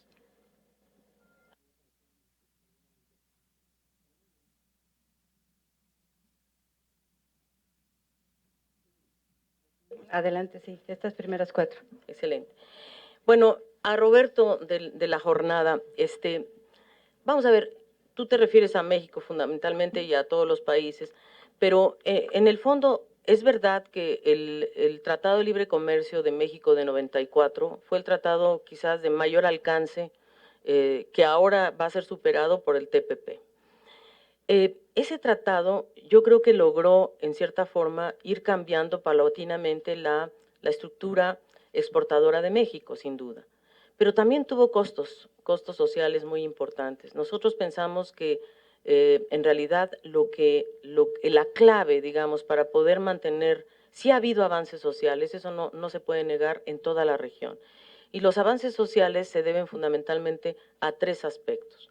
Uno, tuvimos una etapa de bonanza económica también por los precios, entre el 2003 y el 2008, una bonanza muy importante que fue fundamentalmente, yo diría, relacionada justamente con los buenos precios del petróleo, las materias primas y demás. Pero esas ganancias de productividad que obtuvo la región, ganancias y rentas muy importantes, la región no las reinvirtió suficientemente en capacidad productiva. Entonces, ¿qué pasa? Que nuestra región, a pesar de que tuvo un buen momento entre 2003 y 2008, no lo tradujo en alzas de productividad real. Y cuando te digo alzas de productividad real, me refiero a avances en tecnología, porque muchas veces medimos la productividad solo en relación a lo laboral versus el PIB o los salarios respecto al PIB. En México, de hecho, los salarios mínimos han estado muy deprimidos por varias décadas. Por lo tanto, el avance social está más vinculado a transferencias públicas a través de programas, por ejemplo, de transferencias condicionadas, ahora se llama Progresa, en otros países Familias en Acción y demás, que sacaron a gente de la pobreza extrema. También el salario o el empleo fue mejor en esa etapa. Entre 2003 y 2008 hubo más empleo y por lo tanto más ingreso y más capacidad de compra. Entonces, yo diría que esos dos factores han sido muy importantes en la disminución de la pobreza, pero no así en la disminución de la desigualdad. Ha habido menos progreso en la disminución de la desigualdad y, de hecho, ha habido una concentración del ingreso en pocas manos, ¿verdad?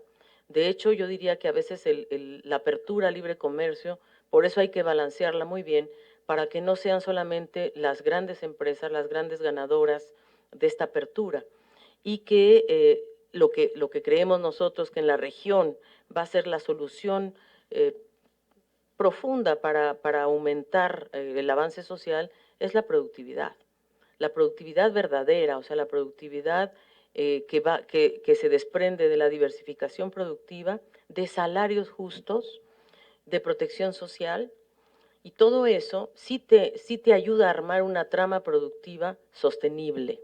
De otra forma, también pueden ser golondrinas de ave, ¿cómo te diré?, pasajera, en el sentido de que fue en esa etapa 2003-2008 donde realmente la región hizo grandes esfuerzos por bajar pobreza y en algunos países disminuir desigualdad. El otro tema que yo creo que para México sí es muy positivo fue la reforma fiscal. La reforma fiscal sí logra, porque lo fiscal o la reforma fiscal es en general en la región, 25 países han ido adelante con reformas fiscales, lo que tiene es un efecto redistributivo, que ese es el tema de fondo, es decir, no solamente sacar a la gente de la pobreza, sino redistribuir el ingreso mejor entre los que más tienen y los que menos tienen, y eso se logra a partir de la fiscalidad, por un lado, pero también de la inversión que se pueda hacer productiva en la diversificación y el apoyo a la pequeña y mediana empresa, porque aquí en América Latina vemos a la pequeña y mediana empresa a veces como el refugio del desempleo y no la tratamos como un actor económico central. Entonces, si el libre comercio, si el TPP, si el TLC pudieran estar orientados, y eso es lo que la sociedad tiene que estar atenta, a que estos acuerdos, o sea, nadie dice que no se firmen, pero que se den a favor de las pequeñas y medianas empresas, que son al fin y al cabo las grandes distribuidoras, yo diría, las que pueden hacer la distribución del capital, de la tecnología, de la información, son las pequeñas y medianas empresas, y son las que más crean empleo, crean el 90% del empleo en nuestra región. Para el tema del petróleo, efectivamente, digamos, se espera al colega de 24 horas, que se me fue tu nombre, mi corazón, Alejandro. Sí, porque estaba yo aquí consultando. En realidad, yo te diría que obviamente la caída del precio del petróleo influye en el crecimiento del PIB mexicano y por tanto pero también por otro lado, creo yo que México también ha sabido abrirse a otros sectores, o sea, no es tan dependiente del petróleo como sí lo es, por ejemplo, Venezuela o incluso Brasil es más dependiente del petróleo que México. Entonces, México tiene una apertura productiva más amplia. Lo que falta en México, creo yo, es que por ejemplo, si nosotros consideramos que México exporta 1.000 millones de dólares diarios, que es más o menos lo que exporta México, de esos 1.000 millones de dólares diarios, ¿cuánto se queda en México? O sea, ese es el punto clave. O sea, el punto clave es de 1.000 millones de dólares diarios, o un poquito más que exporta México diario, a donde sea. Y a lo mejor esto se va a duplicar con el TPP o va a aumentar con el TPP. Lo interesante es que esa exportación, ¿cómo la hacemos que le llegue a la parte de la población? O sea, que haya una distribución plena, porque lo que se vio es que por ejemplo, y también para el colega de la jornada, efectivamente el Tratado de Libre Comercio hizo que las exportaciones mexicanas crecieran 10%, pero el PIB no creció 10%. El PIB se quedó estancado en un 3% promedio en los últimos 20 o 30 años. Entonces, ¿por qué? ¿Dónde está ese desbalance entre que crecen las exportaciones y no crece el PIB? ¿Dónde quedó la bolita? Entonces, ¿cómo logramos que esas exportaciones se encadenen mejor a el trabajo en México, a los componentes nacionales, a una industria proveedora, a las compras públicas, a la demanda interna? Es decir, México tiene la capacidad para no necesariamente ser un actor tan dependiente del exterior. como sí lo puede ser Chile, por ejemplo. Para Chile una apertura total es necesaria. Es un país de 17 millones de habitantes, con pocos productos, con pocos destinos, pero México no. México es un mercado interno propio que puede jugar en otra forma. Yolanda, el tema de la depreciación cambiaria. Bueno, claro, obviamente si todos los países deprecian, la competitividad se reduce, ¿no? En todos ellos, porque todos van a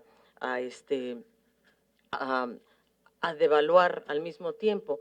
Ahora, hay que tener muy claro que la depreciación cambiaria no es un resultado del TPP.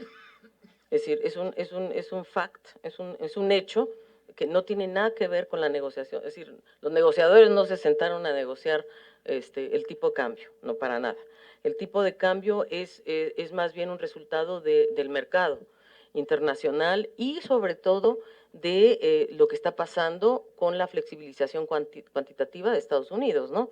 Y donde tenemos ya, digamos, claro que Estados Unidos tarde o temprano va a subir las tasas de interés. No sabemos si va a ser este año, si va a ser a principios, no se sabe, pero para allá vamos. Entonces, ¿eso qué quiere decir? Que los capitales de nuestra región empiezan a ver lo que se llama flight to quality, nos empiezan a ir hacia la moneda de reserva de más calidad. Si todos los 12 países, bueno, menos Estados Unidos, obviamente, deprecian, pues lógicamente se pierde competitividad, pero no tiene nada que ver con el TPP. ¿Y qué más? A Felipe. Esto es en relación a lo del TPP nuevamente. ¿Cuándo se va a abrir esto? Yo creo que ya. Es decir, se tiene que abrir ahora porque esta negociación que concluyó en Atlanta ahora va a pasar a los congresos. Y ahí es cuando es un proceso muy importante, porque en el Congreso se supone, teóricamente, que los legisladores son los representantes y por lo tanto lo que habría que hacer es justamente pedir justamente que se abra la negociación, no solamente por capítulos, que es lo que ha pasado ahora, se han ido abriendo algunos aspectos del TPP, sino procurar que se haga lo mismo que hizo el Congreso de Estados Unidos, que lo que le está mandando el Ejecutivo al Congreso de Estados Unidos sea lo mismo que se le pida al Ejecutivo de cada país que firmó el TPP, que es México, Perú y Chile, que hagan lo mismo al Congreso de sus propios países y que esto sea información abierta a los académicos, a la ciudadanía y que se pueda analizar antes de su ratificación, ¿verdad? Porque hay quien dice, bueno, ¿se pueden oponer después de su ratificación? No, para nada. Es decir, no. El tema es que la discusión tiene que darse ahora. Yo reconozco que el secretario de Economía y Delfonso Guajardo ha dicho y ha procurado consultar, pero básicamente creo los actores que han sido más consultados son el sector privado. Pero esto va a tener impactos en la ciudadanía. O sea, por ejemplo, los genéricos, ¿no? En los medicamentos, o en la innovación, o en lo digital, ¿no? O en los productos culturales. ¿Cuánto tiempo van a cerrarse las patentes de productos culturales? ¿Van a ser 75 años? ¿90? Es decir, creo que eso es lo que, creo que la ciudadanía, yo creo que ustedes los medios de comunicación ahí juegan un papel fundamental para ver, mira, el TPP tiene, yo te digo, en este momento tiene 20 capítulos, 20 grupos de trabajo, ¿no? Fue el TPP. Acceso a mercados, reglas de origen, medidas sanitarias, procedimientos aduaneros, barreras técnicas al comercio, propiedad intelectual, compras públicas, defensa comercial, políticas de competencia, servicios transfronterizos, servicios financieros, telecomunicaciones, comercio, inversión, como les decía, inversión y la resolución de conflictos, que para mí ese es uno de los temas más centrales, el medio ambiente, el trabajo, la cooperación. Entonces creo que hay que tener, yo diría que la opinión pública tenga claro todos estos 10 capítulos o 10 grupos, qué fue lo que se negoció y cuál es el impacto en instituciones como la nuestra, ¿verdad? Tiene que meterse también a analizar el impacto del TPP para América Latina y el Caribe, para todos los países, no solamente los firmantes. ¿Qué va a pasar, por ejemplo, en la relación con Brasil, que no es firmante? ¿Qué va a pasar con Chile, que firmó, pero que su comercio, por ejemplo, el comercio de Chile más importante es China, 23%. El TPP para Chile representa el 19%. Entonces, Chile, ¿qué ganó, qué perdió en meterse al TPP? ¿Cómo negoció, qué negoció? Entonces, ese es el tipo de cosas que ahora instituciones como la nuestra tienen que meterse, pero también en el caso de México, instituciones mexicanas muy calificadas que seguro van a entrar al debate. Gracias, señora Bárcena. Tenemos dos preguntas que nos envían de nuestra sede en Santiago de Chile. La primera la hace Paulina Brecci, periodista del diario Pulso. Pregunta, dado el reciente acuerdo alcanzado, el TTP, ¿cómo cree que China contrarrestará la magnitud de este acuerdo y qué efectos podría tener en la región latinoamericana? La segunda pregunta la formula Marianela Yarruz, corresponsal de la agencia de noticias IPS Interpress Service. La pregunta, ¿potenciar el comercio interregional podría ayudar al desempeño de América Latina y el Caribe en materia de comercio exterior? ¿Qué papel podrían jugar bloques como el Mercosur? Adelante. Bueno, ¿qué está haciendo Paulino Bresci? ¿Qué está haciendo China? Pues China está haciendo varias cosas. Una de ellas es que está encabezando una negociación mega regional alternativa al TPP, ¿verdad? Y que se llama Regional Comprehensive Economic Partnership, es el RCEP. Y en ella están participando 16 países asiáticos, incluyendo a China, Japón, Corea, India, Australia, Nueva Zelanda y los 10 países de la Asociación de Naciones de Asia Sudoriental, o sea, de ASEAN. O sea, China está promoviendo un gran acuerdo en Asia-Pacífico, ¿verdad? Incluyendo, como les digo, a Australia, a las grandes potencias, ¿no? Ahora, mi pregunta, por eso les digo que es tan importante hacer los análisis hoy, es qué va a hacer qué va a hacer Australia, por ejemplo, en este RCEP con China, y qué va a hacer con el TPP, cómo va a lograr conciliar su vida entre estas dos alternativas. El caso de Australia es muy claro porque está presente en los dos, lo mismo Japón y lo mismo Nueva Zelanda. Entonces ahí esa es la gran pregunta, pero eso es lo que está pasando hoy, estos acuerdos megarregionales, ¿verdad? China está tratando de organizar como se dice, a su vecindario, Estados Unidos al suyo, pero el suyo con tantito prestado. Entonces, bueno, ahí vamos, es un cuadro de competencia muy fuerte entre quién fija reglas, ¿no? Porque no son acuerdos de libre comercio, o sea, son acuerdos de reglas, son acuerdos de ingresos, son acuerdos de accesos. Si fueran de libre comercio, pues no necesitaríamos mucho. Y también está el juego de las cadenas de valor. Entonces, yo creo que nuestra región tiene que tener yo diría, esa claridad de ver, muy bien, si el TPP nos puede significar ventajas, qué bien, pero hay que analizarlas país por país. Así como les digo que para Chile, ¿verdad? Analizando el caso de Chile frente al TPP, pues hombre, para Chile, China es más importante que el TPP en términos de sus exportaciones. Pero claro, su decisión de incorporarse al TPP pasa por otro lado, que es la parte política de haber estado muy vinculado a Estados Unidos, no quiere perder ese mercado tampoco, es un mercado importante también para Chile, y bueno, entonces esa es la decisión de Chile. ¿Cuál es la decisión de México? Bueno, México no tiene acuerdos de libre comercio con todos los países del TPP y cree que por esta vía puede abrir mercados a esos países. Ahora, abrir mercados, mi gran pregunta siempre en la vida es, ¿qué abrimos? ¿A las importaciones o a las exportaciones? Porque generalmente abrimos a que nos traigan más productos y no seamos tan competitivos en la parte exportadora. En relación a la segunda pregunta de potencial, bueno, y para cerrar esta pregunta del TPP y el RCEP, que es lo que está haciendo China, y el TTIP, que es lo que está haciendo Estados Unidos con Europa, estamos en ese rollo, ¿no? Se está peleando la fábrica asiática con la fábrica europea, con la fábrica norteamericana, para ver quién pone las reglas en temas tan cruciales como los que ya dije, de, por ejemplo, propiedad intelectual, innovación, digital, que son los mercados futuros, ¿no? En realidad. Pero yo creo que lo que está faltando es lo que decía Prebisch, reciprocidad.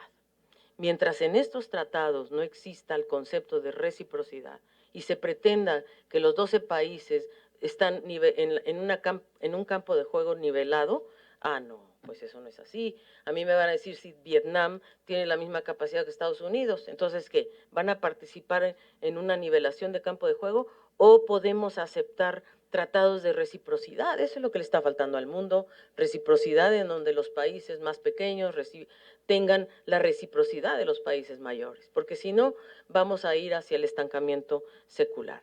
La segunda pregunta, ¿cómo potenciamos el comercio regional? Y si esto va a favorecer la región, por supuesto, porque el comercio intrarregional es mucho más propicio o facilita mucho más la diversificación productiva. Porque en el comercio intrarregional, si ustedes leen el reporte y algunos que hemos hecho anteriormente, verán que la composición de las exportaciones intrarregionales tienen mucho más manufacturas que bienes primarios. O sea, lo que se exporta entre sí la región son mucho más manufacturas y bienes intermedios que bienes primarios. Y eso ayuda a la diversificación productiva. Lo que sí creemos nosotros es que todos los países o la mayoría de los países han anunciado programas de industrialización. Algunos le llaman de industrialización, otros de diversificación productiva, no importa. Lo importante es que sean realmente estrategias de industrialización, es decir, que le demos mayor valor agregado a los productos que exportamos. Si queremos seguir dependiendo de la exportación, está bien, pero entonces démosle mayor valor agregado. ¿Con qué? Con tecnología, con conocimiento, pues digo yo, digamos, con mayor productividad y que los productos regionales fluyan a la región.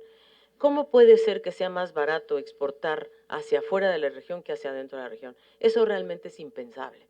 Eso los países tienen que reflexionar. Tienen que ver qué hacemos para que la distancia del comercio entre nuestros países se acorte, no solamente en términos de infraestructura, sino en términos de reglas, en términos de acuerdos, en términos de evitar esta fragmentación regional que no nos va a llevar muy lejos. Y también que nos permita ser un jugador global integrado, porque China, por ejemplo, o sea, 1.400 millones de habitantes. Entonces llega a China y dice, pues yo con mis 1.400 millones de habitantes voy a negociar con Chile, pues no. O sea, a China le interesa negociar con la región, que somos 600 millones de habitantes. Todavía no le damos ni las 3 ni las malas, o sea, no somos ni la mitad de lo que es China toda. Entonces, lo que la región tiene que comprender, creo yo, es que actuando integradamente podemos ser un jugador mucho más fuerte, mucho más sólido, mucho más estable. Gracias, señora. Cerramos esta conferencia de prensa con una última ronda de preguntas de periodistas. Se identifican, por favor, con nombre y medio y hablen fuerte al micrófono. Muy buenos días. Andrew Crawford, director de comercio para la promotora de comercio exterior de Costa Rica aquí en México. Estuve con la doctora la semana pasada, mucho gusto saludarla otra vez. Doctora, dos preguntas muy puntuales. Viendo el contexto en el que nos encontramos actualmente y haciendo alusión a la necesidad de generar mayor elementos de innovación, a mí me preocupa mucho ver realmente las estrategias de inversión extranjera directa que hace América Latina. Realmente es casi el mejor postor, pensando en el tema del empleo y en una imagen marketing país de decir yo me traje X empresa a mi país, pero el componente empleo como que se les olvida realmente. Entonces, en un contexto actual, ¿cómo creamos realmente en América Latina una visión más coherente de inversión extranjera directa ligada a transferencia tecnológica? Que si lo vemos en un contexto real, por ejemplo, Israel es un ejemplo clarísimo de cómo se hace inversión extranjera directa ligada a transferencia tecnológica. ¿Puede elevar, por favor, la pregunta? Sí, esa es la pregunta, ¿cómo generamos en América Latina una mayor vinculación en transferencia tecnológica? Como resumen y ejemplo. Y la otra es, comercio de servicios crece distinto al crecimiento en bienes.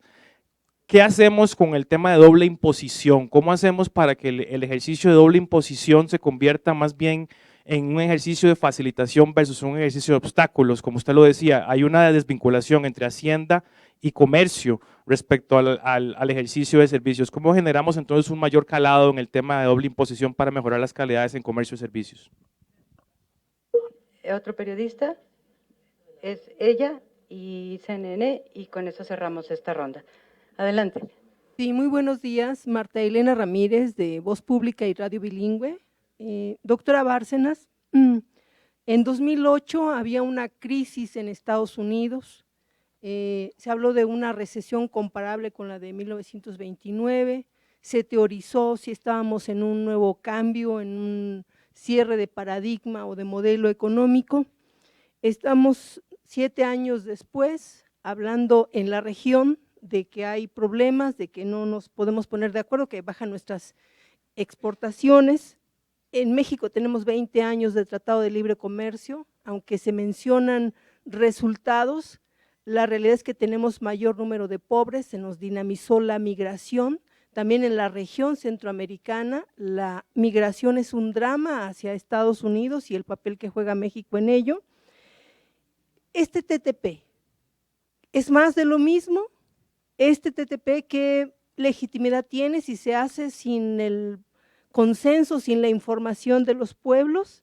¿Este TTP es más de esta crisis o es afinar reglas dentro del mismo modelo económico? Muchas gracias. Gracias. La última pregunta aquí. ¿Tienes un micrófono aquí? Por favor. ¿Me pasas el micrófono aquí a la reportera? Gracias. Hola, Ivette Rodríguez de CNN Expansión. Preguntarle qué oportunidades hay de integrar cadenas regionales por los países miembros del TPP, pero de la región, en este caso México, Chile y Perú, para poder armar una oferta exportadora y quizá incluir indirectamente a otros países de la región, si esto es posible y cuáles serían los retos. Y también saber si hay algún riesgo de que ahora que China ha desacelerado su producción industrial y que también ha impulsado una política de crecer su contenido nacional, los países asiáticos que eran exportadores hacia ese país pudieran desviar esta oferta hacia países de Latinoamérica vía el TPP, por ejemplo, Vietnam y Malasia hacia México. Gracias. Muchas gracias, señora Bárcena.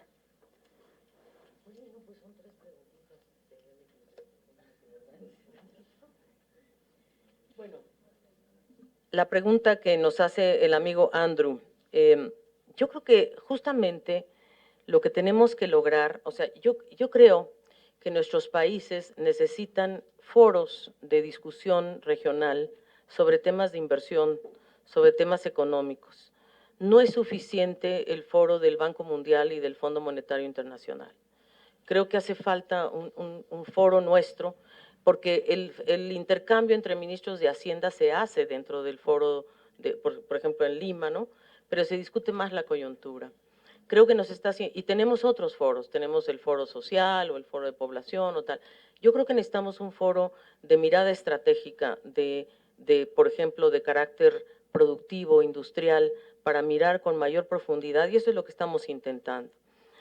Solo para darte un dato, Israel invierte en ciencia y tecnología o en innovación tecnológica 4% del PIB.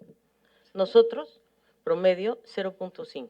O sea, mientras la región no tome una decisión orquestada de realmente ser competitivo, lo que vamos a hacer siempre será tomadores de patentes, porque en el fondo es eso.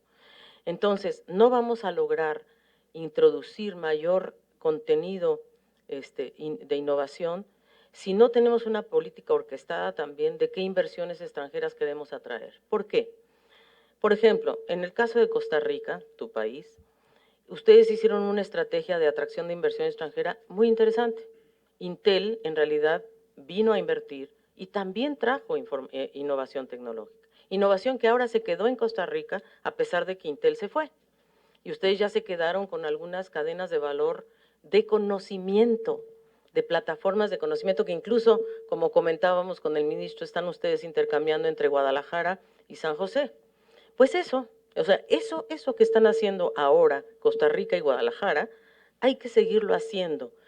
¿Qué le ayudó a Costa Rica? Bueno, la llegada de inversión extranjera directa, efectivamente, pero no cualquier inversión extranjera directa, no una inversión extranjera directa extractiva o que viene solo a comprar activos que estaban anteriormente, sino una inversión que el gobierno, el Estado, tiene la capacidad de dirigir o de orientar o de estimular o de facilitar a sectores que yo creo que deben ser los más productivos. En México, para mí el ejemplo mejor es el de Bombardier, que me gusta mucho porque es en Querétaro, un clúster en donde se fue una empresa de aeroespacial canadiense, pero se instaló ahí y empezó a generar innovación tecnológica con la capacidad local.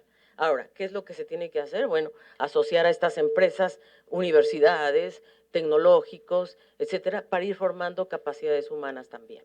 La industria automotriz tuvo esa gracia en América Latina, tanto en los 70s, cuando llegó la industria automotriz a México, hizo eso, creó capacidades en Puebla, etcétera. Ahora está llegando a otros estados, Aguascalientes, no sé qué. Entonces, depende mucho de la política también nacional, de industrialización nacional, cómo le sacas el mejor provecho a esa inversión que viene y cómo no aceptas cualquier inversión, porque cualquier inversión también te va a llevar a una salida de rentas a la larga. Entonces, creo que ese es el tema y estoy segura, Andrew, que con la oficina nuestra, como acordamos con el ministro, vamos a seguir trabajando. Pero una de las cosas más importantes relacionada con lo que tú dices y con lo que pregunta la colega de CNN Expansión es lo que necesitamos en América Latina es ser muy rigurosos en el análisis de nuestras cadenas productivas.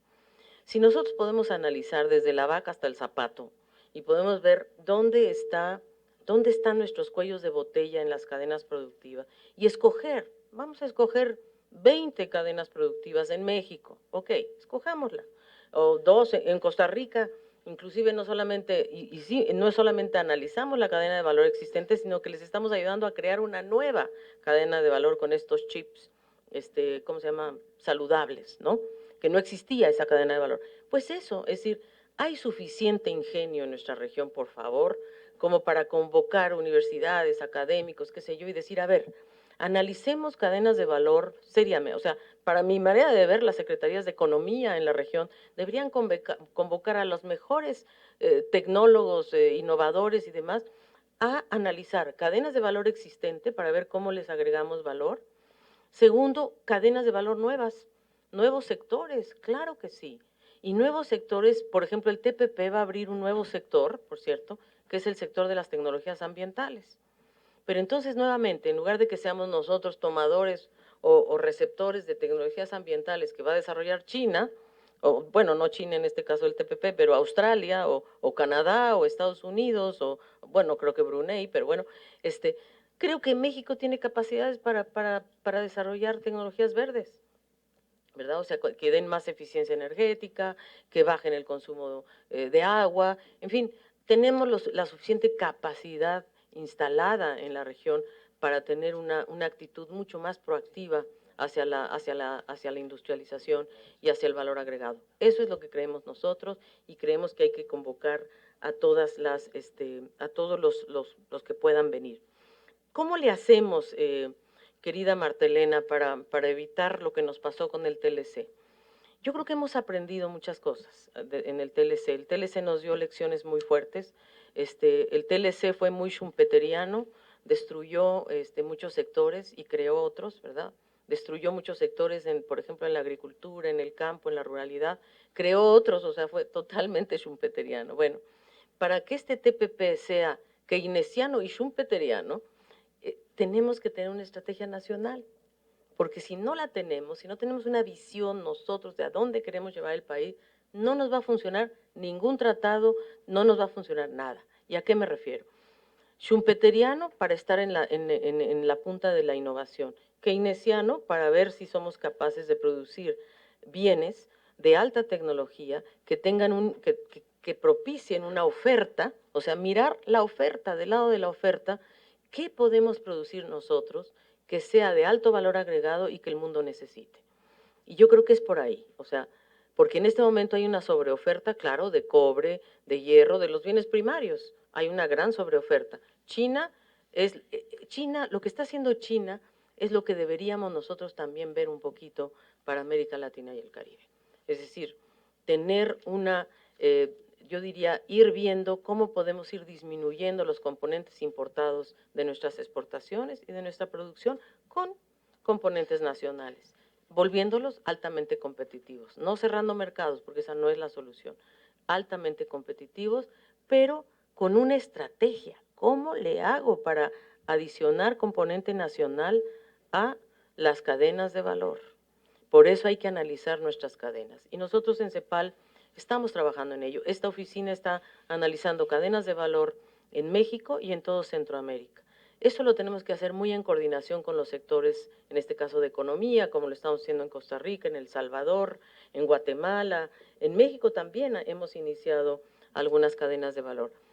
Cadenas productivas más que de valor, porque no sabemos si son de valor, o sea, sabemos que son productivas, pero hay que ver dónde está la adición de valor y dónde podemos, y luego tener un análisis más claro de las capacidades que tenemos que crear al respecto. Entonces, por eso creo que, y el tema de la doble imposición o de la doble tributación, pues ese es uno de los temas que se negocia en los tratados de libre comercio, lo mismo que la acumulación de origen. Son dos grandes, yo diría, temas, ¿verdad?, que cada tratado los ve y los tiene que analizar y los tiene que resolver. Aquí lo que hay que ver es qué se negoció en el TPP. Yo no tengo la información para saber qué se negoció en el tema de tributación. Sí sé que la acumulación de origen en el TPP sí puede dar lugar a una mayor integración productiva. Eso sí es verdad. Es decir, Perú, por ejemplo, va a poder, o México, va a poder exportar un producto peruano a Japón con acumulación de origen. Y eso sí puede ayudar a la integración productiva. Entonces, hay temas del TPP que sí pueden ser muy positivos y yo creo que eso es lo que nosotros tenemos que mirar, pero de acuerdo. O sea, lo primero que tenemos que tener claro es cuál es nuestra estructura productiva mexicana, ¿verdad? Entonces, ¿cómo el TPP puede o no puede, en qué tema va a tener riesgos y en qué oportunidades? Está claro que el TPP va a tener oportunidades muy importantes porque vamos a poder incorporar insumos libremente de otros socios, ¿verdad? Por ejemplo, Perú, ¿no?